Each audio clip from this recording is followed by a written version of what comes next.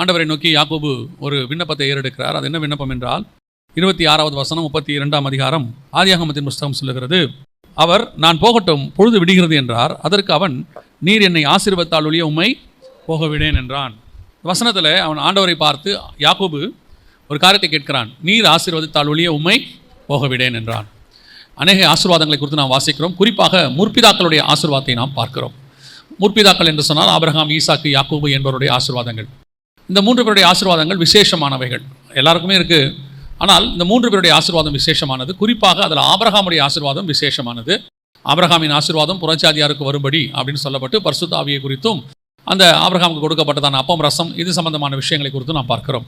அதையும் தாண்டி ஈசாக்குக்கு கொடுக்கப்பட்ட ஆசீர்வாதம் யாக்கோபுக்கு கொடுக்கப்பட்டது. குறிப்பாக ஆசீர்வாதம் அப்படின்னு சொல்கிறத நம்ம யாரும் இங்கே விரும்பாமல் இல்லை.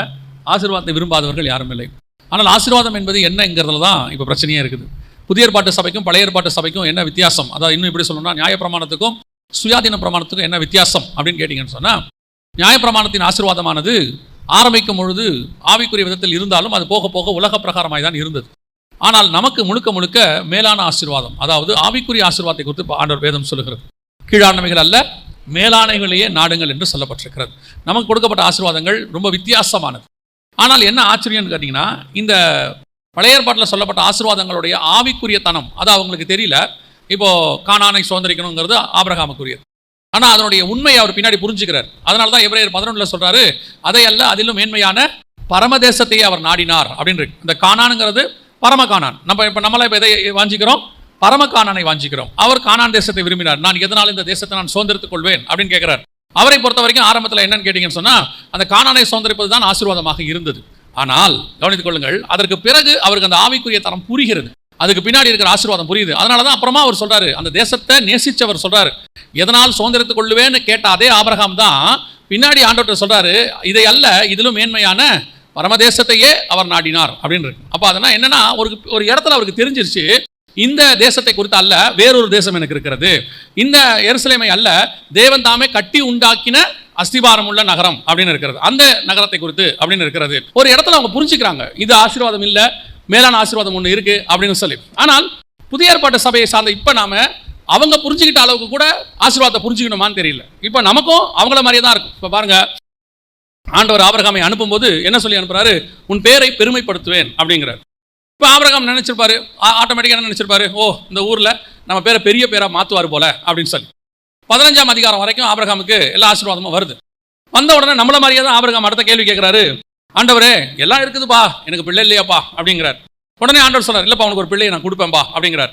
அந்த பேரை பெருமைப்படுத்துவேன்னு அவர் சொன்னது பூமியில இல்லை, அது பூமியிலையும் இருக்கு. அது அதாவது எப்படின்னா, கர்த்தர் சொன்னதுடைய அர்த்தம் வேற. ஆபிரகாமுடைய பேரை எங்க பெருமைப்படுத்துவாருன்னு. அடுத்து உனக்கு பிள்ளை கொடுப்பேன் ஆண்டவர் சொன்னது ஏதோ உலக பிரகாரமாக ஆபிரகாமுடைய சொத்தை கவனிச்சுக்கிறதுக்கு, அந்த பிள்ளையின் வழியாக கிறிஸ்து வர வேண்டும், அதனுடைய ஆசீர்வாதம். தேவனுடைய வியூ வேற ஆசீர்வாதத்தில். இப்போ நாம எப்படி ஆரம்பத்தில் ஆபிரகாம் உலக வியூவாகவே பார்த்துக்கிட்டு இருக்கிறார். அப்புறம் ஒரு இடத்துல அவர் புரிஞ்சுக்கிறார், இல்லை இதெல்லாம் இல்லை, ஆசீர்வாதம் என்பது உண்மையானது வேற அப்படிங்கிறத அவர் புரிஞ்சுக்கிறார். அதே மாதிரி தான். ஆனால் இப்போ என்னன்னா, அவங்க புரிஞ்சுக்கிட்டாங்க.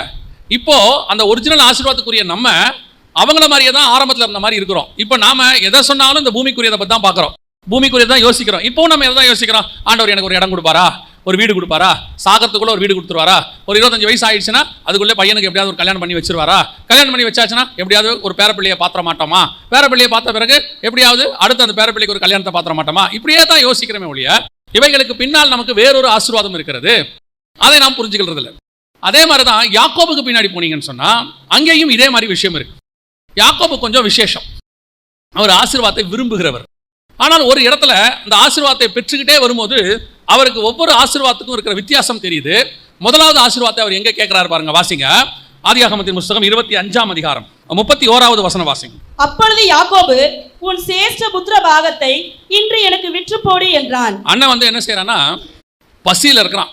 அண்ணன் ரொம்ப பசியில நிக்கிறான், உயிர் போற நிலைமையில அவனுக்கு பசி. அண்ணங்காரன் சொல்றான், என் ஜீவன் போது இப்போ எனக்கு எதுக்கு அப்படின்னு சொல்றான். அப்பொழுது ஏசா என்ன சொல்றான்னா, நான் சாக போகிறேனே, இந்த சேஷ்டபுத்திர பாகம் எனக்கு என்னத்துக்கு என்றான். அது ஏசாவுடைய பிரச்சனை, அது அப்படியே ஒரு பக்கம் இருக்கட்டும். ஆனால் யாக்கோபுக்கு இந்த ஏசாவுடைய சேஷ்டபுத்திர பாகம் அதன் மேலே ஒரு ஆசை இருந்துகிட்டே இருக்குது. அதை அவன் பார்க்குறான். ஏன்னா சேஷ்டபுத்திர பாகம்னா என்னன்னா, ஆங்கிலத்தில் ஃபர்ஸ்ட் பார்ன் அப்படின்னு சொல்லுவாங்க.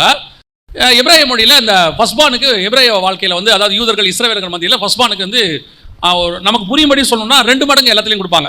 இப்போ நீங்கள் பார்த்தீங்கன்னு சொன்னால் தாய்க்கு தலைப்பிள்ளைம்பாங்க, நம்ம ஊர்லலாம் சொல்லுவாங்க இல்லையா. எதை வச்சாலும் பார்த்தீங்கன்னா ஒரு இது எக்ஸ்ட்ராவாக கொடுப்பாங்க. அந்த மூத்த பிள்ளைக்கு ஒரு பெரிய ஆசீர்வாதம் எப்பவும் உண்டு. என்னதான் ஸ்ட்ராங்காக இருந்தாலும் சின்ன பையனாக கூட தான் வீட்டில் இருக்கிறவன்லாம் அவனை என்ன பண்ணிகிட்டே இருப்பான், நம்ம மட்டம் தட்டிகிட்டே இருப்பான், வேலை வாங்கிட்டே இருப்பான். அண்ணன் சொல்கிறேன் போடாம்பா. இந்த அண்ணங்காரங்கன்றவங்களுக்கு பாடுற ஆட்டம் இருக்குல்ல, அந்த தம்பியை போட்டு பண்ணுற சேட்டை, அது ஒரு பக்கம் இருக்குன்னு வச்சுக்கோங்களேன். இந்த மூத்த பிள்ளைனாலே ஒரு பெரிய, அதுவும் இந்த முதல் குழந்தை பிறந்துச்சுன்னா அந்த வீடே அவனை கொண்டாடி அவனை நல்லா வளர்த்துக்கிட்டே வருவாங்க. நிறைய நேரத்தில் பாருங்கள், 2வது பையன் பிறந்துச்சுன்னா அந்த முதல் பையன் போகிற ட்ரெஸ்ஸையே இவன்கிட்ட கொடுத்துருவாங்க. இவனுக்கு புதுசாக எடுக்க மாட்டாங்க. அண்ணன் ட்ரெஸ்ஸு சின்னதாக போச்சு நீ போட்டுக்காம்பாங்க. பாதி நாள் அவன் ட்ரெஸ்ஸை போட்டு தான் இவன் வளருவான். அது அக்கா தங்கச்சி இருந்தாலும் அப்படி தான். பாதி நாள் அக்கா போகிற ட்ரெஸ்ஸை தான் தங்கச்சி போடும். ஆனால் அக்காவுக்கு புதுசாக எடுப்பாங்க. எப்பயாவது பர்த்டேக்கு தான் நமக்கு புது ட்ரெஸ் எடுத்து கொடுப்பாங்க. கேட்டால் சொல்லுவாங்க, அக்கா ட்ரெஸ்ஸு வீணாக போகுது, அண்ணன் ட்ரெஸ்ஸு வீணாக போகுது. பல நேரத்தில் பார்த்தீங்கன்னு சொன்னால் அந்த 2வது பையனுக்கு ஆசீர்வாதங்கிறது எப்பவுமே இப்படி ஷேர் பண்ணி தான் வரும். இதை யாக்கோபு பார்த்துக்கிட்டே இருக்கான். அதுலேயும் அப்பாவுக்கு வந்து அண்ணன்னா ரொம்ப இஷ்டம். யார்? ஈசாக்கு யார் மேலே இஷ்டம்? ஏசானா ரொம்ப இஷ்டம். பார்த்துக்கிட்டே இருக்கான். எதை கொடுத்தாலும் 2 கொடுக்குறாங்க, எதை கொடுத்தாலும் டபுள் போர்ஷன் போயிட்டே இருக்குது. அது மட்டும் இல்லாமல் இது ஒன்றும் விஷயம் இல்லை. அது மட்டும் இல்லாமல் அதுக்கப்புறம் ஈசாக்குடைய சந்ததி ஏசா வழியாக தான் வரணும், முதல் பையன்றதுனால. இதெல்லாம் அவன் பார்த்துக்கிட்டே இருக்கான். ஒரு நாள் ஒரு சான்ஸ் கிடைக்குது. அண்ணன் வந்து கூழ் கேட்குறான், ஏதோ ஒன்று பசிக்குது அப்படின்னு ஒன்று. நம்மளா தான் என்ன பண்ணுவோம்? கொடுக்க மாட்டேன்போம், இல்லைனா கொடுப்போம், 2வது சொல்லுவோம். ஆனால் அவன் என்ன கேட்குறான், சரி ஓகே நான் தரேன், உன் சேஷ்டபுத்திர பாகத்தை எனக்கு கொடு. அப்போ அந்த சேஷ்டபுத்திர பாகத்தில் மேலே அவனுக்கு என்ன இருக்குது? ஒரு பெரிய ஆசை இருக்கிறது. சரி இது வந்துடுச்சுன்னா இதுமேட்டு டபுள் ஃபோல்ட் வரும். அப்பா ஒத்துக்கிறாரா இல்லையாங்கிறது வேற விஷயம். ஆனால் அவனுக்கு அது மேலே என்ன இருக்குது? ஒரு ஆசை. அந்த ஆசீர்வாதம் எனக்கு, தலைப்பிள்ளைக்குரிய ஆசீர்வாதம் எனக்கு வர வேண்டும் அப்படிங்கிறதான ஒரு ஆசீர்வாதம் இருக்கு. இந்த வசனத்தை படிச்சுட்டே இருக்கும்போது எனக்கு சமீப காலமாக கர்த்தர் வேதத்தை வாசிக்கும் போது ஒரு காரியத்தை சொல்லி கொடுக்குறார். என்னன்னா உணர்த்துறார். என்னன்னா, வேதத்தை வெறும் நீ கதையா சரித்திரமா படிச்சுன்னா அது புக்கு. அதுக்கு பின்னாடி என்னுடைய திட்டம் ஒன்று இருக்கும். அதை நீ தெரிஞ்சுக்கிட்டாதான் அது பைபிள். மற்ற புக்குகளுக்கும் வேதத்துக்கும் என்ன வித்தியாசம்னா, எத்தனையோ சரித்திர புக்கு இருக்குது, அதெல்லாம் படித்தா அதில் சரித்திரம் மட்டும்தான் கிடைக்கும். அதுக்கு பின்னாடி எந்த திட்டமும் இருக்காது. எழுதினவர் சும்மா எழுதியிருப்பார். ஆனால் பைபிள் மட்டும் சரித்திர புத்தகம் மாதிரியும் இருக்கும். ஆனால் அதுக்கு பின்னாடி தேவனுடைய திட்டம் ஒன்று மறைபொருளாக இருக்கும். அந்த மறைபொருளை எப்பொழுது நீ புரிந்து கொள்கிறாயோ அப்போதான் அது பரிசுத்த வேதாகமாக உனக்கு மாறும். இல்லைனா அது ஹிஸ்ட்ரி புக்கு மாதிரியே தான் நீ படிச்சுக்கிட்டு இருப்ப அப்படின்னு. சமீப காலமாக ஒவ்வொரு விஷயத்துக்கு பின்னாடி அப்படி இருக்கிற சில விஷயங்களை கர்த்தர் அப்படியே சொல்லி கொடுத்துக்கிட்டே வரும்போது இந்த சம்பவத்தை படிக்கும்போது ஒரு காரியத்தை உணர்த்தினார். என்ன அப்படின்னு கேட்டிங்கன்னா, ஏசா சேஷ்டபுத்திர பாகத்தை கொடுத்தா சரி, யாக்கோபு அதுக்கு பதிலாக என்ன கொடுத்தான்? ஏசாவுக்கு என்ன கொடுத்தான்? கூழ் தானே கொடுத்தான். இவ்வளவு தானே நமக்கு தெரியும் இல்லையாமா? வாசிங்க 25ஆம் அதிகாரம் 34வது வசனம் கொடுங்க. அப்பொழுது யாக்கோபு ஏசாவுக்கு, நல்லா கவனிங்க, அவன் கேட்டது வெறும் கூழ் தான். யாக்கோபு என்ன கொடுத்தா பாருங்க. அப்பொழுது யாக்கோபு ஏசாவுக்கு அப்பத்தையும் பயிற்றும் கூழையும் கொடுத்தான். அவன் கேட்டதா கூழ் தான், இவன் கொடுத்தது அப்பமும் பயிற்றங்கோள் எப்படி இருந்துச்சான்? 30வது வசனம் வாசிங்க. 30வது வசனம். அப்பொழுது ஏசா யாக்கோபை நோக்கி, அந்த சிவப்பான கூழிலே, கூழ் எப்படி இருந்துச்சு? சிவப்பாக இருந்துச்சு. பயிற்றங்கோள் எப்படி இருந்துச்சு? இப்போ அவன் கொடுத்தது சிவப்பான கூழும் அப்பமும். ஆண்டவர் சொன்னாங்க, யாக்கோபு என்பது இஸ்ரவேல் பூமிக்குரிய சேஷ்டபுத்திர பாகத்தை அதிகமாக விரும்புகிறான், முதற் பலன் ஆசீர்வாதத்தை விரும்புகிறான். ஆனால் அவன் எதை கொடுத்துட்டான் ஏசா கிட்டேன்னா, அப்பத்தையும் சிவப்பான கூழையும் கொடுத்துட்டான். அப்பமும் சிவப்பான கூழ் எதுக்கான அடையாளம்னு கேட்டா, உடன்படிக்கைக்கான அடையாளம். அதாவது அப்பத்தையும் ரசத்தையும், சிவப்பான திராட்சை ரசத்தையும் அப்பத்தையும் எடுத்து கொடுக்குறாரு. அந்த முதற் பலனான இயேசு எடுத்து கொடுக்குறாரு. ஆனால் அதை எடுத்து யாருக்கிட்ட இயேசு கொடுக்கலன்னு கேட்டிங்கன்னா, இஸ்ரவேல் கிட்ட கொடுக்கல. உங்களுக்கு இது உள்ள ஒரு லிங்க் இருக்கு, உங்களுக்கு சொல்கிறேன், கவனிங்க.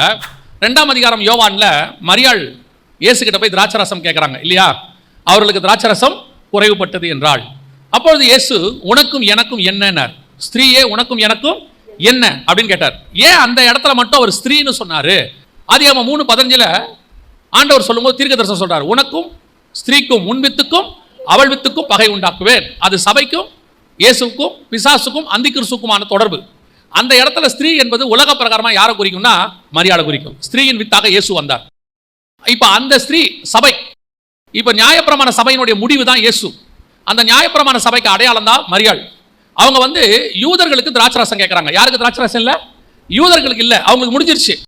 இப்ப இயேசு சொல்றாரு, உனக்கும் எனக்கும் என்ன. அதோட அர்த்தம் என்னன்னா, நியாயப்பிரமாண சபையே புதிய உடன்படிக்கை திராட்சரசத்துல உனக்கும் எனக்கும் என்ன. இந்த விஷயத்துல இஸ்ரவேல் சபைக்கும் எனக்கும் ஒன்றும் கிடையாது. என் வேலை இன்னும் வரவில்லை. அந்த வேலை எப்போ வந்துச்சுன்னா, சிலுவைக்கு போறதுக்கு முன்னாடி கம்யூனியன் கொடுக்கும்போது இயேசு சொல்ற வார்த்தை, என் வேலை வந்ததென்று சொல்லி அவர் திராட்சரசத்தை எடுத்து கொடுத்தாருன்னு இருக்கு. அப்போ அந்த திராட்சரசம் என்பது உடன்படிக்கைக்கான அடையாளம். இப்ப இது யார்கிட்ட இருந்துச்சுன்னா இஸ்ரவேல் கையில இருந்துச்சு. யாக்கோபு என்பது இஸ்ரவேல். அவங்கிட்ட புதிய உடன்படிக்கை இருந்துச்சு. இஸ்ரவேல்ல தான் அது இருந்துச்சு. இயேசு தனக்கு உண்டானவைகளிலே வந்தார், சொந்தமானவற்றில் வந்தார். இஸ்ரவேல்ல தான் அது இருந்துச்சு. ஆனா நடந்தது என்ன அப்படின்னு கேட்டா, ஏசா என்பது புறஜாதிக்கு அடையாளம், ஏதோமியர் புறஜாதிக்கு அடையாளம். இவன் என்ன பண்றான், யாக்கோபு அவனுடைய உலக பிரகாரமான சேஷ்டபுத்திர பாகத்தை வாங்கிக்கிட்டு என்னத்தை கொடுத்துட்டான், புதிய உடன்படிக்கையை அவன் கையில கொடுத்துட்டான். இன்னைக்கு உலக ஆசீர்வாதத்தை நீங்கள் பெற்றுக்கொள்ள விரும்புகிறோம், சகோதர ஆசீர்வாதத்தை பெற்றுக்கொள்ள விரும்புகிறோம். ஆனால் எதை விட்டு கொடுக்கிறோம் என்பதுதான் கேள்வி. அதுக்கு பதிலாக எதை கொடுக்கிறோம்? யாக்கோபு தன்னை அறியாமலேயே ஒரு காரியத்தை செய்தான். பயிற்றன்குள்ளையும் அப்பத்தையும் யார் கையில கொடுத்துட்டான்? ஏசா கையில கொடுத்துட்டான். இப்போ ஈசாக்கு ஏசாவை ஆசீர்வதிக்கும் போது ஒரு காரியம் சொல்றாரு, நல்லா கவனிங்க. எல்லா ஆசீர்வாதத்தையும் யாக்கோபு வாங்கிட்டு போயிடுறான். வாங்கிட்டு போன உடனே ஏசா போய் கேட்கிறான் ஈசாக்க, என் தகப்பனே, 38ஆம் வசனம், என் தகப்பனே, இந்த ஒரு ஆசீர்வாதம் மாத்திரம் தான் உம்மிடத்தில் உண்டா? 27ஆம் அதிகாரத்துல ஆசீர்வாதம் உண்டா? என் தகப்பனே என்னையும் ஆசீர்வதியும் என்று சொல்லி ஏசா சத்தமிட்டு அழுதான்.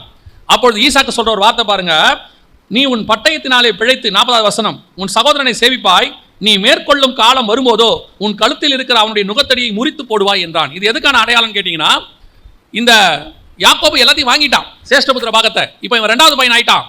அவனுக்கு இவன் சேவிக்கிற இடத்துக்கு வந்துட்டான். ஆனா ஈசாக்கு ஒரு வார்த்தையை சொல்றாரு, உன் காலம் வரும்போதோ நீ மேற்கொள்ளுவாய். அது எதுக்கான அடையாளம் தெரியுமா? இயேசு கிறிஸ்து வந்து இஸ்ரவேல்ல இருந்த கம்யூனியன் அப்பத்தையும் ரசத்தையும் உடன்படிக்கையை எடுத்து புறஜாதியார் கையில கொடுக்க சொல்லி அப்போஸ்தலர் கையில கொடுத்தார். அதனாலதான் அந்த கம்யூனியனை பத்தி யாருக்கு எழுதுறாரு பவுல்னா, கொரிந்தியருக்கு எழுதுறாரு. புதிய ஏற்பாடு 11ஆம் அதிகாரம் உங்களுக்கு தெரியும். புறஜாதியாருக்கு உங்களுக்கு ஒப்புவித்ததை, அதனால புறஜாதியாருக்கு ஒப்புவித்ததை கர்த்தரிடத்தில் பெற்றுக்கொண்டேன். அப்பமோ ரசமோ புறஜாதியார் கையில வர வேண்டியது. அது எங்க அதுக்கான அடையாளம் பைபிள்ல இருக்குதுன்னா, இஸ்ரவேலாகிய யாக்கோபு கையில் இருந்து ஏசாவாகிய புறஜாதி கையில அது போய் சேர்ந்து விட்டது. ஆனா அதுக்கு புறஜாதியார் எதை விட்டுட்டாங்க? ஏசா எதை விட்டுட்டான்? சேஷ்டபுத்திர பாகத்தை விட்டு கொடுத்தான். உலக பிரகாரமான சேஷ்டபுத்திர பாகம் போயிடுச்சு. இப்ப ஏசாவுக்கு தெரியாது, ஏசாவுக்கு இதுக்கு பின்னாடி இருக்கிற ஆவிக்குரிய சத்தியம்லாம் தெரியாது. அவனை பொறுத்த வரைக்கும் எனக்கு சிவப்பான கூழ் கிடைச்சா போதும், உயிர் வாழணும், ஜீவன். அதனாலதான் இயேசு கிறிஸ்து சொல்றாரு, இந்த அப்பத்தை புசித்து இந்த பாத்திரத்தில் பானம் பண்ணுகிறவனுக்கு ஜீவன் உண்டு, நித்திய ஜீவன் உண்டுன்னு சொல்றாரு. இப்ப அவன் சாக போற நேரம் அதை கேட்டு வாங்குறான். என்ன ஆசீர்வாதம்? இன்னைக்கு உலக பிரகாரமான ஆசீர்வாதத்தை கான்சென்ட்ரேட் பண்ணதான யாக்கோபு இஸ்ரவேல் எதை விட்டு விட்டான் என்று சொன்னால், தன்னை அறியாமலேயே தனக்கு வைக்கப்பட்டிருந்ததான ஒரு மிகப்பெரிய உடன்படிக்கையை கொடுத்து விட்டார். இன்னைக்கு நாமும் பல நேரங்களில அப்படிப்பட்ட ஆசீர்வாதத்தை தான் விரும்புகிறோம். உலக பிரகாரமான சேஷ்டபுத்திர பாகம், உலக பிரகாரமான முதன்மையான ஸ்தானம், உலகத்தில் உள்ளதான ஆசீர்வாதம். எனக்கு தெரிஞ்ச ஆண்டவர் பல நேரங்களில் என்ன பண்ணுவாரு அப்படின்னு கேட்டீங்கன்னு சொன்னா, உலக பிரகாரமாய் நமக்கு வர வேண்டியதான மிக முக்கியமான சில காரியங்களை வரவிடாதபடிக்கு தடுத்துருவார். ஏன் தடுத்துருவாரு அப்படின்னு கேட்டீங்கன்னா, கிறிஸ்துவின் மூலமாய் ஒரு ஆசீர்வாதம் உங்களுக்கும் எனக்கும் வர வேண்டி இருக்கிறது. அந்த ஆசீர்வாதத்தை பெற்றுக்கொள்ளுகிறதுக்கு இந்த ஆசீர்வாதம் ஒரு தடை. பல நேரம் நம்ம என்ன சொல்றோம், எங்க அப்பா அம்மா என்னை ஏமாத்திட்டாங்க, எங்க அக்கா தங்கச்சிங்க என்னை ஏமாத்திட்டாங்க, கொடுக்க வேண்டியதெல்லாம் எனக்கு கொடுக்காம விட்டுட்டாங்க, எனக்கே தெரியாம கையெழுத்து போட்டு வித்துட்டாங்க, நான் கேட்டதுக்கு என்னை திட்டி அமுச்சு விட்டாங்க. இதெல்லாம் தேவனுக்கு தெரியுமா தெரியாதா? நல்லா தெரியும். அவர் ஏன் அமைதியா கண்டும் காணாதவரை போல இருந்தார் தெரியுமா? அவருக்கு தெரியும் அவன் என்ன செஞ்சுக்கிட்டு இருக்கிறான்னா, உங்ககிட்ட இருக்கக்கூடியதான சேஷ்டபுத்திர பாகத்தை வாங்கணும்னு நினைச்சு பூமியில் இருக்கிற லேண்டு கொஞ்சம் ஒரு 1/2 ஏக்கர், 1 ஏக்கர், 1 கிரவுண்டு, 2 கிரவுண்டு, இதை எப்படியாவது வஞ்சகமா பிடிங்கணும்ட்டு உங்களுக்கு விரோதமா வேலை செஞ்சுக்கிட்டே இருக்காங்க. ஆனா ஆண்டவர் பார்த்துட்டே இருப்பாரு, அவன் லேண்டை தான் உன் கையில இருந்து வாங்க போறா, ஆனா அவன் கொடுக்க போறது உனக்கும் எனக்குமான ஒரு உடன்படிக்கையை அவன் கொடுத்து விட்டு போக போகிறார். பல நேரங்களில் கர்த்தர் நீங்கள் ஆசைப்படுகிறதை விட மேலான ஆசீர்வாதத்தை ஒன்றை கர்த்தர் வைத்திருக்கிறார். அது நம் கண்களுக்கு தெரியாது, ஏசாவுக்கு தெரியாது. இப்ப என் கையில அவன் கொடுக்குறானே, அது இஸ்ரவேல் கொடுக்குதுன்னு அவனுக்கு தெரியாது. அவனை பொறுத்த வரைக்கும் யாக்கோபு கொடுக்குறான். அன்னைக்கு இஸ்ரவேல் புறஜாதியார்ட்ட கொடுத்த கம்யூனியன் இன்னைய வரைக்கும் அந்த கம்யூனியன் நம்ம கையில் தான் இருக்கிறது. இப்ப வரைக்கும் நம்ம கையில தான் இருக்குது. இப்ப நீங்க எந்த ஆசீர்வாதத்துக்கு ஆசைப்படுறீங்கன்றதான் கேள்வி. சேஷ்டபுத்திர பாகம் எப்படி இருந்தாலும் யாக்கோபுக்கு வந்துடும். ஏன்னா ஆண்டவர் வயிற்றுல இருக்கும்போது என்ன பண்ணிட்டாரு, சொல்லிட்டாரு. அவன் சொல்லிட்டாரு, அவர் ஆண்டவர் சொல்லிட்டாரு, மூத்தவன் இளையவனை சேவிப்பான்னு எங்க சொல்லிட்டாரு? வயிற்றுல இருக்கும்போதே ரெபெக்காட்ட சொல்லிட்டாரு. ஆனால் அதை பெற்றுக்கொள்வதற்கு யாக்கோபு கையாண்ட முறை, இவன் சேஷ்டபுத்திர பாகத்தை ஏசா கிட்ட கேட்காவிட்டாலும் அது யாருக்கு வந்து சேர்ந்துரும்? யாக்கோபு கிட்ட வந்து சேர்ந்துரும். அதை யாராலையும் தடுக்க முடியாது. ஏன்னா அது கர்த்தர் நிர்ணயம் பண்ணது வயிற்றுல இருக்கும்போது.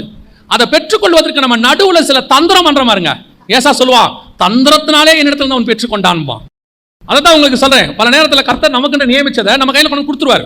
நடுவுல நம்ம பூந்து சில காரியங்களை கெடுத்துருவோம். நடுவுல நம்ம பூந்து அதை செய்யலாம், இதை செய்யலாம், அவரை பிடிக்கலாம், இவரை பிடிக்கலாம், அந்த வக்கீல பிடிக்கலாம், இந்த எம்எல்ஏவை பிடிக்கலாம், கவுன்சிலரை பிடிக்கலாம், அவரை பார்த்தா வேலைக்கு ஆகும், எவரை பார்த்தாலும் வேலைக்கு ஆகாது. அப்படி செய்யும் போது உங்க கையிலிருந்து ஏதாவது போயிடும். ஆண்டவர் சொல்வார், எவ்விடத்திலும் வழக்காடுவது உனக்கு ஏற்றதல்ல.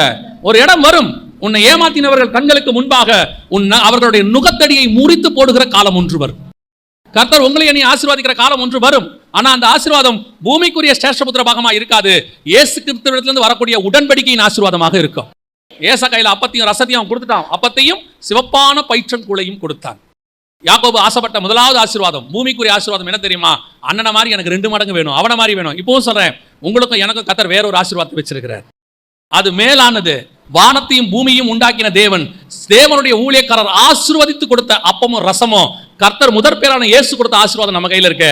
நமக்கு உடன்படிக்கை பண்ணினவர் ஒருவர் இருக்கிறார். அவருடைய ஆசீர்வாதங்கள் எல்லாம் நமக்கு தான் வரப்போகுது. அல்லேலூயா. நம்ம ஏன் அதை பத்தி கவலைப்படணும்? நல்லா அரசியல் தெரிஞ்சு நல்ல ராணுவ வீரன் மாதிரி இருந்தா தாவீதுடைய அண்ணன், அவன் ராஜாவாகல, ஆனா அவன் ராணுவத்துல தான் போனோம். இவனுக்கு ராஜா ட்ரெஸ் கூட போட முடியாது, ஆனா இவனை கர்த்தர் ராஜாவாக உட்கார வச்சிருக்கிறார். யாரை எதுக்கு அனுப்பினார்னு கர்த்தருக்கு தெரியும். நாம ஆசைப்படுறது அந்த மாதிரி ஆயிரணும், இந்த மாதிரி ஆயிரணும். யாக்கோபுக்கு அப்படிதான் ஆசை. என்ன ஆசை? ஏசா மாதிரி ஆயிரணும். கர்த்தர் நமக்கு வச்ச ஆசீர்வாதத்தில் உங்களுக்குன்னு வர வேண்டியது கண்டிப்பாய் வரும். அதுல மாற்று கருத்தே இல்லை. கர்த்தர் யாக்கோப அன்னைக்கே சொல்லிட்டாரு, மூத்தவன் இளையவனை சேவிப்பான்னு. அது நிறைவேறும். இந்த குறுக்கு வழியில போய் வாங்குதில்ல, அதை வாங்க போறதோட விளைவு யாக்கோபு எதை கொடுத்துட்டான் தெரியுமா? அவன் தன் கையில் இருந்த அப்பத்தையும் திராட்சரசம் பயிற்றங்கூழையும் அவன் கையில் கொடுத்து விட்டான். இப்ப யாக்கோபுக்கு 2வது ஆசீர்வாதம் மேல ஆசை வருது. அது எந்த ஆசீர்வாதம்? நம்ம எல்லாருக்கும் தெரிஞ்சதுதான். ஆதியாகமத்தின் புஸ்தகம் 27ஆம் அதிகாரத்துல தகப்பனுடைய ஆசீர்வாதம். ஆனா இந்த ஆசீர்வாதத்தை அவன் பெற்றுக்கொள்வதற்கு அவன் ஆசைப்படல. ஆசைப்பட்டது யாரு? ரெபேக்கா. ரெபேக்கா ஆசைப்பட்டாங்க. ஏன்னா ரெபேக்கா கிட்ட ஒரு நல்ல குணம் இருக்கு. அதாவது ரெபேக்கால நீங்க தனியா தியானிச்சு பாருங்க, அந்த அம்மா மாதிரி ஒரு ஸ்பிரிச்சுவல் பர்சனை நீங்க என்ன செய்ய முடியாது? பார்க்க முடியாது. இந்த விஷயத்தை பார்க்கறதுக்கு முன்னாடி ஒரு விஷயத்தை நான் படித்தேன் அந்த அம்மாவை பற்றி. படிக்கும்போது அந்த அம்மாக்குள்ள இருக்கக்கூடிய ஸ்பிரிச்சுவல் விஷயம் பாருங்க.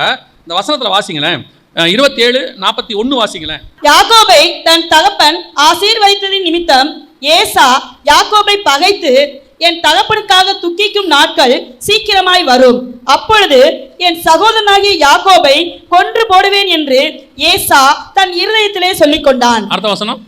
மூத்த மகனாகிய ஏசாவின் வார்த்தைகள் ரெபேக்காளுக்கு அறிவிக்கப்பட்டது. எப்படி?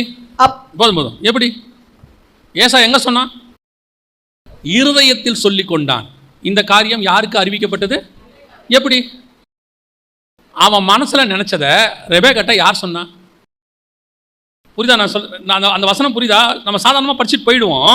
வசனத்தை படிச்சு பாருங்க. யாக்கோபை கொன்று போடுவேன் என்று ஏசா தன் இருதயத்தில் சொல்லிக் கொண்டான். இருதயத்தில் மனசுல நினைச்சிருக்கிறான். இந்த காரியம் ரெபேக்காளுக்கு, அது என்ன சொல்றது? இந்த காரியம் ரெபேக்காளுக்கு அறிவிக்கப்பட்டது. யார் மூலமா? அப்பனா ரெபேக்காளுக்கும் தேவனுக்கும் உள்ள தொடர்பு பாருங்க. வயிற்றில் பிள்ளை ஒன்றோடு ஒன்று மோதி கொண்டவுடன் ரெபேக்கா யார் இடத்துல போனால் இது என்னவாய் முடியுமோ என்று விசாரிக்கும்படி கர்த்தரிடத்தில் போனாள். அப்ப ரெபேக்காளுடைய சுபாவம் என்னன்னா, கர்த்தரோட பேசுற சுபாவம் இருக்கு அவளுக்கு. நம்ம பெருசா நினைச்சிட்டு இருக்கிறோம்ல, ஈசாக்கு ஆபிரகாம், நீங்க எடுத்து பாருங்க, ஈசாக்கோட ஸ்பிரிச்சுவலா ஸ்டாண்டர்டா நீங்க பாருங்க, ரெபேக்காளுக்கு தேவனோடு கூட இருக்கிற தொடர்பு அதிகமாக இருக்கும்.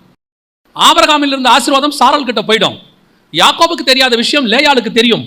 இந்த முற்பிதாக்களுடைய மனைவிகள் இருக்கிறாங்கல்ல, இவங்க 3 பேர்ல இருக்கிறதுல பெஸ்ட் யாருன்னா ரெபேக்காள் தான். இந்த அம்மா கிட்ட பாருங்க, அவன் இருதயத்தில் சொல்லிக் கொண்டான்.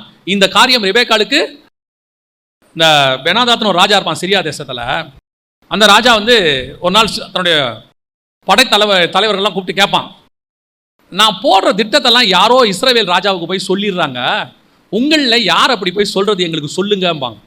சொன்ன உடனே கூட இருக்கிற தளபதி சொல்லுவான், ராஜாவே எங்க யாரையும் சந்தேகப்படாத, நீ உன் வீட்டின் பள்ளி அறையிலேயே பேசுகிறதை, அதாவது உன் வீட்டு பெட்ரூம்ல பேசுறத எலிசாவுக்கு தெரிஞ்சிருங்கிறான். நீ உன் வீட்டு ரூம்குள்ள பேசினா யாருக்கு தெரியும்? எலிசாவுக்கு தெரிஞ்சிருங்கிறான். அதுக்கு ஈக்குவலான வார்த்தை தான் இது. உன் இருதயத்தில் நீ பேசினா அது ரெபேக்காளுக்கு தெரிஞ்சிடும். அப்படின்னா அந்த அம்மாவுடைய ஸ்பிரிச்சுவல் குவாலிட்டியை பாருங்க. அதனால தான் அந்த அம்மா சொல்லுது, யாரை கூப்பிட்டு? யாக்கோபை கூப்பிட்டு, ஆசீர்வாதம் யாருக்கு போகுது? ஏசாவுக்கு போகுது. அது ஏசாவுக்கு போகக்கூடாது. ஏன் போகக்கூடாது? என் வயிற்றுல இருக்கும் போதே ஆண்டவர் சொல்லிட்டாரு. என்ன சொல்லிட்டாரு? மூத்தவன் இளையவனை சேவிப்பான்னு சொல்லிட்டாரு. ஆசீர்வாதம் உனக்கு தான் வரும், நீ போய் வாங்கிக்கோ அப்படின்னு சொல்லிட்டாங்க. இப்போ யாக்கோபுக்கு மனசுல பயம் இருக்கு. என்ன பயம் இருக்கு? அப்பா ஆசீர்வதிச்சா ஆசீர்வாதம், அப்ப சபிச்சா சாபம் தானே. ஆசீர்வதிச்சிட்டாருன்னா பரவாயில்ல, சபிச்சிட்டாருன்னா? இப்போ ரெபேக்காள் சொன்னாங்க, ஆசீர்வதிச்சா அது உங்ககிட்ட வரட்டும், சபிச்சா அது என்கிட்ட வரட்டும். என்ன ஒரு டெடிகேஷன் பாருங்க, எப்படிப்பட்டதான ஒரு டெடிகேஷன். இப்போ யாக்கோபுக்கு ஒரு தைரியம் வருது. என்ன தைரியம்? ஆசீர்வாதம் வந்தால் தோத்துறோம், சாபம் வந்தால் அந்த மாதிரி தானே போகுது. பல நேரத்தில் நீங்கள் பார்த்துருக்கீங்களா, நமக்கு பிரச்சனை வராட்டி நம்ம என்ன வேணாலும் செய்வோம் இல்லையா? நமக்கு பிரச்சனை வருதுன்னா இறங்கவே மாட்டோம் பாருங்க. பிரச்சனை அவங்களுக்கு தானே வரப்போகுது, செஞ்சு தான் பார்ப்போமே. அந்த மாதிரி யாக்கோபுக்கு என்னது, போறேன் ஆசீர்வச்சா ஆசீர்வாதம் எனக்கு, சாபம் வந்தா ரெபெக்காளுக்கு அந்த மாதிரி தான் சொல்லிருச்சே, உன்மேல் ஒரு சாபம் யாவும் என் மேல் வரட்டும். இது ரெண்டாவது ஆசீர்வாதம் யாக்கோபுக்கு வர்றது. ஆனா இந்த ஆசீர்வாதம் ரெபெக்காள் மூலமாக வருகிறவருடைய ஆசீர்வாதம். இது பியூர்லி, இதுக்கு பின்னாடி ஒரு அழகான ஸ்பிரிச்சுவல் காரியம் அடங்கி இருக்கும். ஃபர்ஸ்ட் பாத்தீங்கன்னு சொன்னா, யாக்கோபு போய் நிப்பான், யாருன்னு ஈசாக்கு கேட்பாரு. முதல்ல கேட்ட உடனே நான் வந்து யாரு, ஏசா அப்படிம்பான். உடனே இவன் சொல்லுவான், குரலோ யாக்கோபின் குரல். தொட்டு பார்ப்பான், பார்த்தா சரீரமோ, ஏன் ஏசாவின் சரீரம்னா அவன் மேல என்ன போட்டிருந்தான், ஆட்டுத்தோல் போட்டிட்டு உள்ள வந்தான். தொட்டு பார்த்தா என்ன சரீரம், ஏசாவின் சரீரம். அப்போ முதல்ல இஸ்ரவேல் ஆசீர்வாதத்தை பெற்றுக்கொண்டது கர்த்தருடைய வார்த்தை சவுண்டு. முதல்ல கர்த்தருடைய சவுண்டு வந்துச்சு. அடுத்து இயேசு தொட்டு பார்க்கிறவராய் வந்தார், மாம்சத்தில் வெளிப்பட்டார், உலகத்தின் பாவத்தை சுதந்திரிக்கிற தேவாட்டுக்குட்டியாய் வந்தார். அதுக்கு பிறகு ஏசா சொல்லுவாரு, இனி என் மகன்தானோ என்று நான் அறியும்படி கிட்ட வா என்று சொல்லி அவன் என்ன பண்ணான் பையனை. 27வது வசனம் தான். அப்பொழுது அவனுடைய வஸ்திரங்களின் வாசனையை மோந்த உடனே ஆட்டுத்தோல்ல என்ன வாசனை வரணும், ஆட்டுத்தோலை மோந்தா என்ன வாசனை வரணும், ஆட்டுத்தோல் வாசனை வரணும். ஆனா அங்க என்ன வருது பாருங்க, 27வது வசனம் வாசிங்க. அவன் கிட்ட போய் அவனை முத்தம் செய்தான். அப்பொழுது அவனுடைய வஸ்திரங்களின் வாசனையை மோந்து, இதோ என் குமாரனுடைய வாசனை கர்த்தர் ஆசீர்வதித்த வயல்வெளியின் வாசனையை போல் இருக்கிறது. இது என்ன வாசனை, உன்னத பாட்டில் இருக்கிற இயேசு கிறிஸ்துவின் வாசனை. வாரும் நேசரே நாம் வயல்வெளியில் போய் தங்குவோன்னு சொல்றாங்கல்ல, குமாரனுடைய வாசனை. குமாரன்னா இயேசு கிறிஸ்து. இது முழுக்க ஸ்பிரிச்சுவல். ஃபர்ஸ்ட் வந்தது சவுண்ட், புறஜாதியாருடைய சவுண்டு. இயேசு கிறிஸ்து ஆரம்பத்துல இருந்து ஃபர்ஸ்ட் 2000 வருஷம் ஆதாம் முதல் கொண்டு நோவா வரைக்கும் பேசிக்கிட்டு இருந்தார். அதற்கு பிறகு தேவன் என்ன பண்ணாரு, மாம்சத்தில் வெளிப்பட்டார், தொட்டு பார்க்கிறவராய் வந்தார். அதான் தோமா கிட்ட சொல்றார், என்னை தொட்டு பார் அப்படிங்கிறார் பாருங்க. அதற்கு பிறகு மோர்ந்து பார்த்தல், இப்போ ஆவியானவராக இருக்கிறார் நம்ம கிட்ட, ஜீவ சுவாசத்தை ஊதினார், அவர்களை ஊதி பரிசுத்தாவை பெற்றுக்கொண்டார். இந்த 3 காரியமும் அங்க இருக்கும். இப்போ அந்த முகந்து பார்த்தா என்ன வரும்னா, இயேசுவின் வாசனை வீசும். ஆவியானவரால் கொடுக்கப்பட்ட வசனத்தை நீங்கள் தியானிக்கும் போது இயேசு கிறிஸ்துவின் வாசனை வீசும். அந்த ஆசீர்வாதம் முழுக்க இயேசு கிறிஸ்துவின் மூலமாக வரக்கூடிய ஆசீர்வாதம். இதான் அங்க சொல்லப்படுது. இந்த ஆசீர்வாதத்தை தான் அடுத்தபடியாக யாக்கோபு நேசித்தார். இந்த ஆசீர்வாதத்தை நீங்களும் நானும் நேசிக்கணும். சத்தம் நம்ம சத்தம், ஆனா நம்ம சாயல் தேவ சாயலாக இருக்க வேண்டும். நம்ம சத்தம் தான், ஆனா நம்மளை தொட்டு பார்த்தா யார் வெளிப்படணும் தெரியுமா, கிறிஸ்து வெளிப்படணும். அதனால தான் பவுல் சொல்றாரு, நான் என்னை சிலுவையில் அறைந்திருக்கிறேன், இனி நான் அல்ல, என்னில் வாழ்வது யாரு, கிறிஸ்து என்னில் வாழ்கிறார். நீங்க என்கிட்ட பேசி பாருங்க, பார்க்கறதுக்கு நான் பவுல் மாதிரி தான் இருப்பேன், ஆனால் என்னுடைய சாயல் தேவ சாயலாய் மாறிக்கொண்டே வர வேண்டும். என் மேல் ஆட்டுக்குட்டியினுடைய வஸ்திரம் வர வேண்டும். நமக்கு இன்னைக்கு அப்படிதான் இருக்கு. நமக்கு இன்னைக்கு என்ன பிரச்சனை, குரல் உள்ளுக்குள்ள என்னவா இருக்குது, யாக்கோபு குரல் தான், ஆனா மேல மாறவே இல்லை. பேச்செல்லாம் என்ன பேச்சு, கிறிஸ்தவ பேச்சு தான், ஆனா செய்கிற செய்கை என்ன செய்க, ஏசாவுடைய செய்கை. இன்னைக்கு நம்மளது எல்லாம் புறஜாதியாருடைய செய்கை தான். ஆனா பேசும்போது பாத்தீங்கன்னா பிரைஸ் தி லார்ட், ஹல்லேலூயா, ஸ்தோத்திரம். இல்ல சர்ச்சிலியா இருக்கட்டும் வெளியா இருக்கட்டும், நம்ம பேசுறத பார்த்து அடுத்தவங்க என்ன ஆயிடுவாங்க, மயங்கிடுவாங்க. பல நேரத்துல நம்ம சவுண்ட் வேற, நம்ம வேற. அதனாலதான் சொல்றேன், இயேசு கிறிஸ்து வெளியே எப்படி இருந்தாரோ அப்படியே உள்ளேயும் இருந்தார். இல்லையா, குரல் வந்து யாக்கோபின் குரலும், சரீரம் ஏசாவின் சரீரமும் கிடையாது. நான் ஆவிக்குரிய அர்த்தத்தை உங்களுக்கு சொல்லிட்டேன், உலக பிரகாரமா சொல்றேன். என்ன வெளியே நான் என்ன பார்க்கிறேனோ அதே தான் நான் உள்ளே. நான் உள்ளுக்குள்ள என்ன எனக்கு சுபாவம் இருக்கிறதோ அதே சுபாவம் தான் எனக்கு வெளியே. எனக்கு ஒரு அங்கிள் இருக்கு தெரியும், இப்போ அவங்க இல்லை, அவங்களும் இன்ஜினியர் தான். அந்த அங்கிளும் பயங்கரமா கோவப்படுவாங்க, வேற வழி இல்லை, வேற நம்ம சொல்ற வேலையை செய்யணும், ஆட்டோமேட்டிக்கா கோவம் தானே வரும். ஆனால் அந்த அங்கிள் கெட்ட வார்த்தைலாம் பேச மாட்டாங்க, அவர் சொல்றதே அழகா இருக்கும். இப்போ நீ இதை எப்பயா மாட்டியாடா அப்படிம்பாரு, அவன் பார்த்துட்டே இருப்பான், நரகத்துக்கு போறவனே அப்படிம்பாரு. அதாவது அவர் திட்டுறாரு, ஆனா கெட்ட வார்த்தை யூஸ் பண்ணல. எப்படி திட்டுறாரு, நரகத்துக்கு போகிறவனே, வீணா என் சாபத்தை வாங்கிக்காத, இப்படியே தான் பேசுவார். எதுக்கு சொல்றேன், பல நேரங்களில் நாம் உள்ளே யாக்கோபா இருக்கிறோம், வெளியே ஏசாவா இருக்கிறோம். சிலர் உள்ளே ஏசாவா இருப்பாங்க, வெளியே யாக்கோபா இருப்பாங்க. பல நேரங்களில் ஆசீர்வாதம் இப்படித்தான் வருகிறது. உங்களை என்ன வெளியே பார்க்குறோமோ அதுதான் உள்ளேயும் இருக்க வேண்டும். யாக்கோபு 2வதாக ஒரு ஆசீர்வாதத்தை விரும்பினான். அது அவன் விரும்பாவிட்டாலும் தானாய் வந்தது, அவன் தாயார் மூலமாக வந்தது. இப்பவும் சொல்றேன், ரெபேக்கா சொன்ன வார்த்தை இருக்குல்ல, உண்மையில் ஒரு சாபம் யாவும், இது முழுக்க இயேசு கிறிஸ்து செய்தது. இயேசு எல்லா ஆசீர்வாதத்தையும் நமக்கு கொடுத்து விட்டு சாபத்தை எல்லாம் அவர் சுமந்து தீர்த்தார் என்று வேதம் சொல்லுகிறது. அவருக்கு வந்த எல்லா ஆசீர்வாதம் அவர் என்ன பண்ணிட்டாராம், நம்மகிட்ட கொடுத்தார். அவர் சொல்றாரு, பிதா எனக்கு கொடுத்தவைகளில் ஒன்றையும் நான் வச்சுக்கல, எல்லாத்தையும் உங்ககிட்ட கொடுத்துட்டேன்ட்டாரு. நீங்க போய் பிதா இயேசு கிட்ட என்னென்ன கொடுத்தாருன்னு வாசிச்சு பாருங்க. புதிய ஏற்பாட்டில் நியாயம் தீர்க்கிற அதிகாரத்துல இருந்து எல்லாத்தையும் வேதம் சொல்லுது.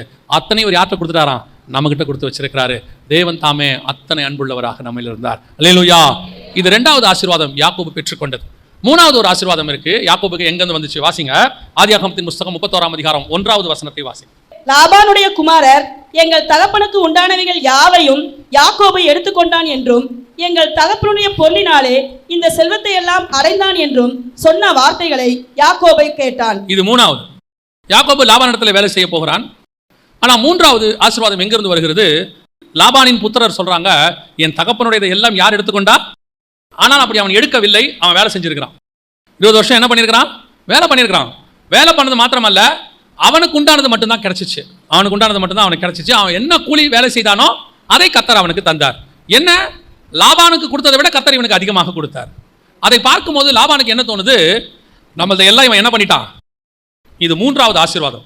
முதல்ல உள்ளது சகோதரனுடையது, ரெண்டாவது தாய் பெற்றுக் கொடுத்தது, மூன்றாவது மாமனுடையது. மாமாவுடைய ஆசீர்வாதம் யாருன்னா சிரியா தேசத்துக்காரன் புறஜாதியாருடைய ஆசீர்வாதம். இந்த புறஜாதியாரோட ஆசீர்வாதம் என்பது என்ன அப்படின்னு கேட்டீங்கன்னா, நம்ம உலகத்தில் வேலை செய்கிறோம், எல்லாம் பண்றோம், ஆனா கர்த்தர் நம்மளை அங்கே என்ன பண்றாரு? ஆசீர்வதிக்கிறார். ஏன்னா கர்த்தர் நம்மோடு கூட இருக்கிறார். இதை பார்க்கும்போது நம்ம கூட வேலை செய்யறாங்கல்ல, அவங்களுக்கு நம்ம மேல என்ன வரும்? ஒரு பொறாமை ஒன்று வரும். கர்த்தர் நம்மளை ஆசீர்வதிக்கிறத பார்த்து. இங்க மட்டும் இல்ல, நீங்க எடுத்து பாருங்க, யோசேப்பு காலத்துல இருந்து இது நடக்கும், யாக்கோபு காலத்துல இருந்து நடக்கும். நம்மளை இவங்க ஒண்ணும் இல்லாம விரட்டி விட்டுருவாங்க. இன்னும் சொல்ல போனா இவங்க நம்மளோட மேலதான் இருப்பாங்க. ஆனா அவங்க கண்ணுக்கு முன்னாடி கர்த்தர் நம்மளை உயர்த்திக்கிட்டே வருவார், ஆசீர்வதிச்சுட்டே வருவார்.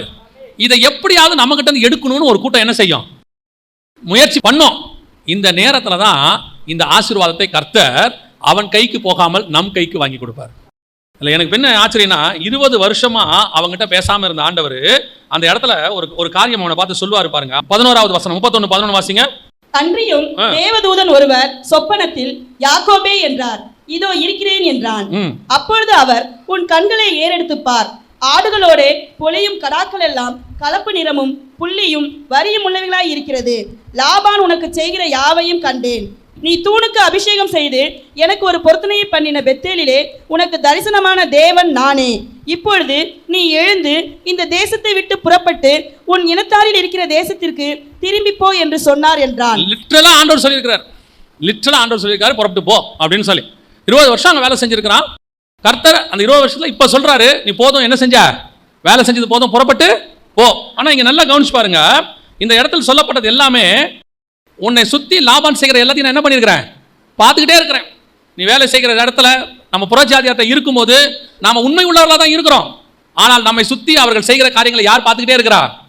தேவன் பார்த்துக்கிட்டே இருக்கிறார். கூட வேலை செய்யறவங்க, மேல் அதிகாரி, நம்ம கூட இருக்கிற பக்கத்தில் இருக்கிற டேபிள்ல இருக்கிறவங்க, இவங்க எல்லாம் நமக்கு செய்யறத கர்த்தர் பார்த்துக்கிட்டே தான் இருக்கிறாரு. இன்னும் சொல்றேன், ஆவிக்குரிய வாழ்க்கையில இருக்கட்டும், ஊழியத்தின் பாதையில இருக்கட்டும், நீங்க உண்மையா தான் இருந்திருப்பீங்க. ஆனா உங்க மேல ஒரு பொறாமை ஒண்ணு வரும். ஏன் அந்த பொறாமை வருது தெரியுமா? கர்த்தரே உங்களை ஆசீர்வதிக்கிறதுனால தான் அந்த பொறாமை வருது. இந்த பொறாமைக்கு காரணமே யாருன்னு பாத்தீங்கன்னா, அவன் பொறாமைப்படுறதுக்கு யாருன்னு பாத்தீங்கன்னா, கர்த்தர் நம்மளை ஆசீர்வதிச்ச ஆசீர்வாதம். அது ஏன் ஆசீர்வதிக்கிறது தெரியாது. கர்த்தர் நம்ம கூட இருக்கிறாரு. நம்மளை ஆசீர்வதிக்கிற ஆசீர்வாதத்தை பார்க்கும்போது நம்ம ஒன்றும் அதுக்கு தகுதியானவங்களும் கிடையாது. ஆனா அவரோட திட்டம் நம்ம மேல இருக்குது. அவன்லாம் கேட்பான், உனக்கு மட்டும் எப்படி திடீர்னு ப்ரமோஷன் வருது? உனக்கு மட்டும் ஏன் இன்கிரிமெண்ட் வருது? உன்னை மட்டும் ஏன் அவர் திட்டவே மாற்றாரு? உன்னை மட்டும் ஏன் சாஃப்டா நடத்துறாங்க? வசனம் சொல்லும், யோசேப்புக்கு அவன் கண்களில் கிருபை கிடைத்தது. என்ன செய்ய முடியும்? நம்மளை பார்த்தா அவங்களுக்கு ஆத்திரம், நம்மளை பார்த்தோன்னா கோவம். உடனே என்ன பண்ணுவாங்க? உன்னை அது பண்றேன், இது பண்றேன். ஆண்டவர் சொல்றாரு, உன்னை லாபான் பண்றதை நான் பார்த்துக்கிட்டே தான் இருக்கிறேன், நான் பார்க்காமலாம் இல்ல. சில நேரத்தில் நமக்கே தோணும் தெரியுமா, இந்த ஆள் நம்மளை இவ்வளவு டார்ச்சர் பண்றான், கர்த்தர் பார்க்கறாரா இல்லையா? ஆண்டவர் சொல்றாரு, நான் பார்த்துட்டு தான் இருக்கேன். என்ன பண்றீங்க ஆண்டவரே? அவன் டார்ச்சர் பண்ண உன்னை உயர்த்திட்டே இருக்கிறேன். ஏன் ஆண்டவர்? அவன் இன்னும் டார்ச்சர் ஆகட்டும், இன்னும் பொறாமப்படட்டும்.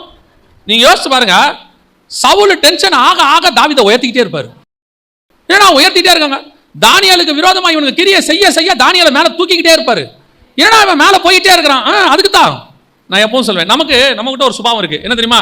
நம்மளை யாராவது எதிர்த்தாங்கன்னு வச்சுக்கோங்க, உடனே நம்ம ஜெபம், அந்த ஆள் இருக்கக்கூடாது, அவனை ரிமூவ் பண்ணிடுங்க. அந்த ஆளை இங்கே நம்ம உடனே அவனை தூக்கணும்னு நினைக்கிறோம்ல, ஆண்டவர்ல அவனை தூக்கக்கூடாதும் பாரு.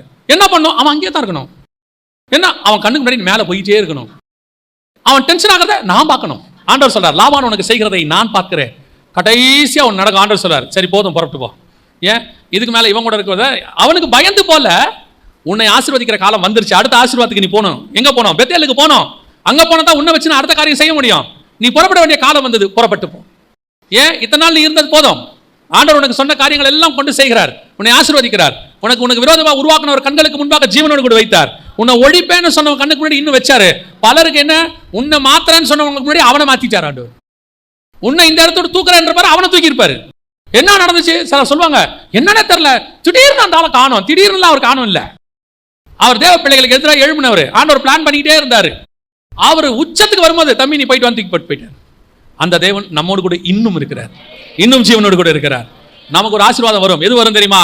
நாம கையிட்டு சம்பாரிச்சதை ஒரு நாளும் கர்த்தர் இன்னொருத்தன் கைக்கு விட்டு கொடுக்கவே மாட்டார். ஆமா, அதுவும் புறஜாதியார் கையில கொடுக்கவே மாட்டார். ஏன் கொடுக்க மாட்டார் தெரியுமா? அது கர்த்தர் நமக்கு கொடுத்த சுதந்திரம், கர்த்தர் நம்மை ஆசீர்வச்ச ஆசீர்வாதம். சில நேரத்துல அப்பா அம்மா கிட்ட இருந்து வர வேண்டியது வராம இருக்கும், வர வேண்டிய சொத்து வராம இருக்கும். அதுக்கு பின்னாடி கர்த்தருக்கு நிறைய ரீசன் இருக்கும். இப்போ சொல்றேன், சில நேரங்களில் நமக்கு புறஜாதியோட ஆசீர்வாதங்கள் வர விடாதபடிக்கு தடுப்பார். அதே நேரத்தில் நம்முடைய ஆசீர்வாதத்தையும் அவன் கையில் கர்த்தர் விட்டு கொடுக்க மாட்டார். லாபான் எல்லாத்தையும் எடுத்துக்கலாம் என்னென்னமோ செஞ்சு பார்த்தான். கடைசியில் துரத்திக்கிட்டே வந்துட்டான், அடிச்சு பிடிச்சி வரான். எனக்கு ரொம்ப சந்தோஷம் என்னன்னா, யாக்கோபு ஆண்டவர்கிட்ட போய் ஜெபமே பண்ணல. யாக்கோபுக்கு தெரியாது லாபான் துரத்திட்டு வரான்னு.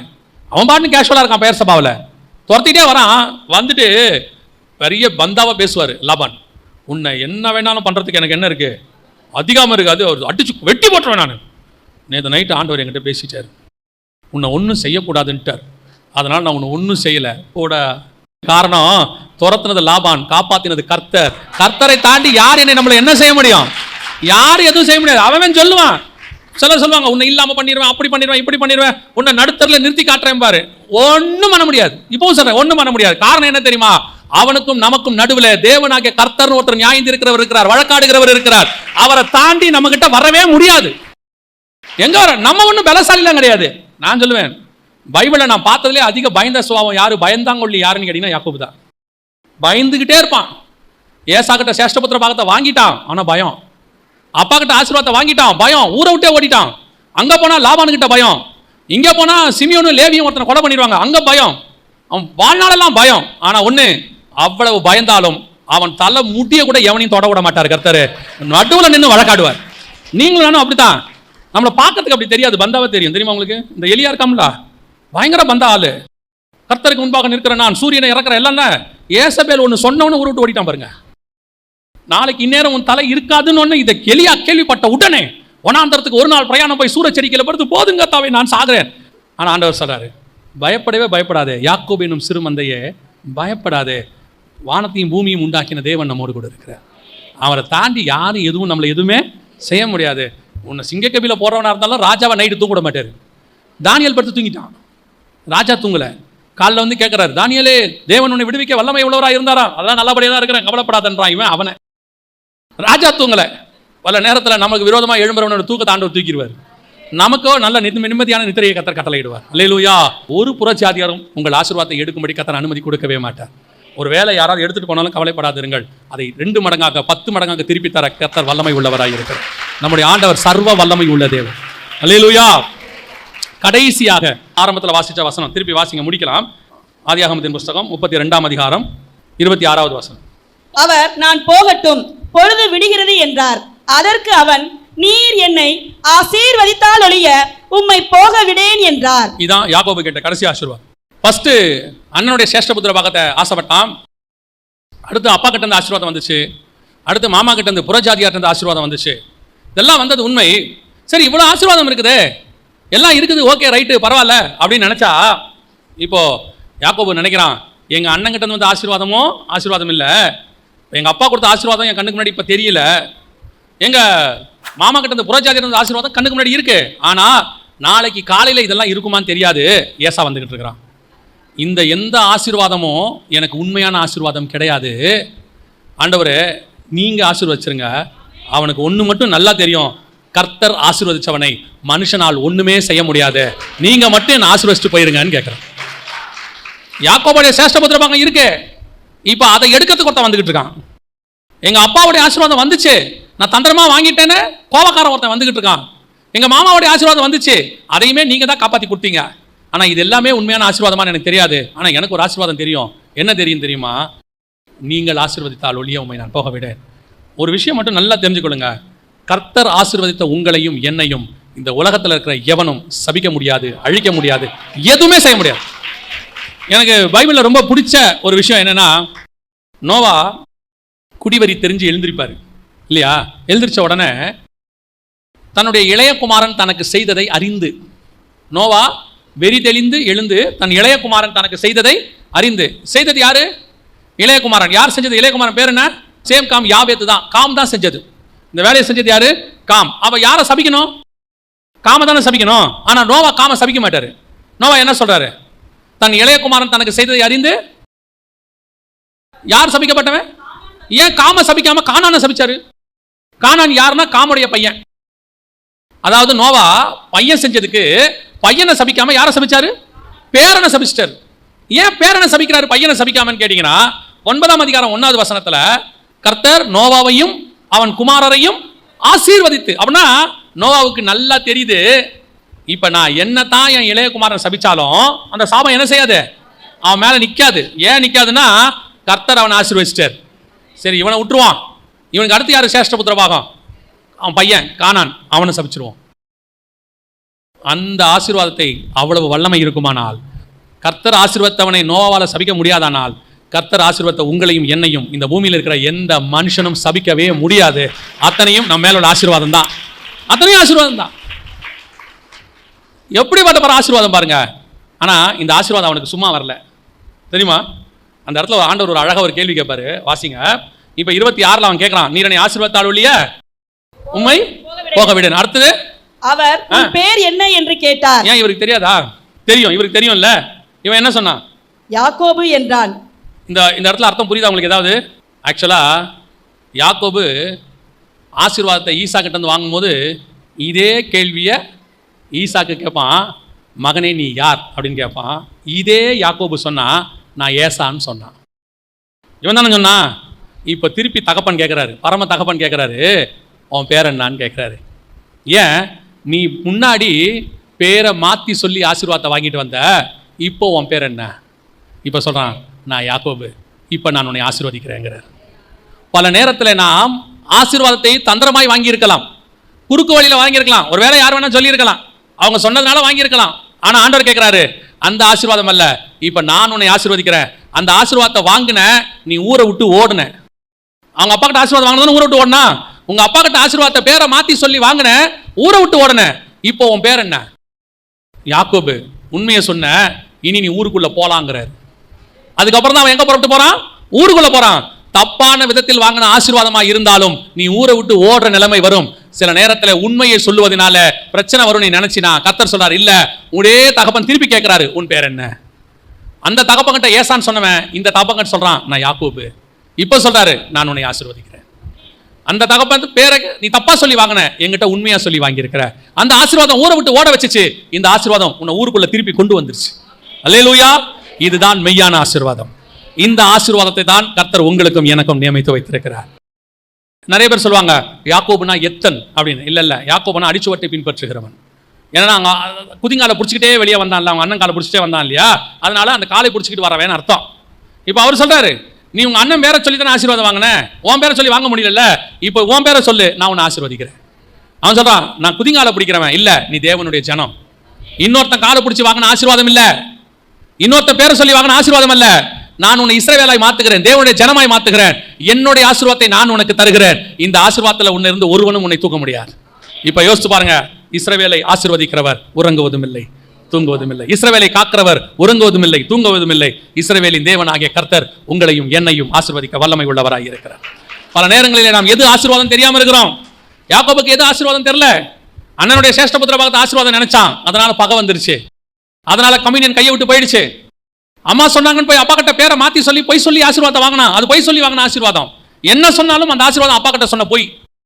இப்ப இந்த அப்பா கேட்கிறாரு, உண்மையை சொல்லு, உன் பேர் என்ன? அவங்ககிட்ட நீ ஏசான்ட்ட, ஓகே ரைட், இப்ப சொல்லு உன் பேர் என்ன? நான் யாக்கோபு தான். இன்னைக்கு நான் உன்னை ஆசீர்வதிக்கிறேன். உன் பெயர் இனி இஸ்ரவேல் எனப்படுவதாக. இனி நீ ஏசாவும் இல்ல, யாக்கோபும் இல்ல, இனி தேவனுடைய ஜனம். தேவ ஜனத்துக்குரிய எல்லா ஆசீர்வாதமும் உனக்கு வந்து சேரும். எப்படியாவது குறுக்கோளில வாங்கிடலாம், அவரை பிடிச்சி வாங்கிடலாம். ஆண்டவர் சொல்றாரு, உண்மையை சொல்லு, நீ உண்மையை சொல்ல, உன் பேர் என்ன? நான் யாக்கோபு, இன்று முதல் நான் உன்னை ஆசீர்வதிப்பேன். ஆசீர்வாதம் உனக்கு வரும்.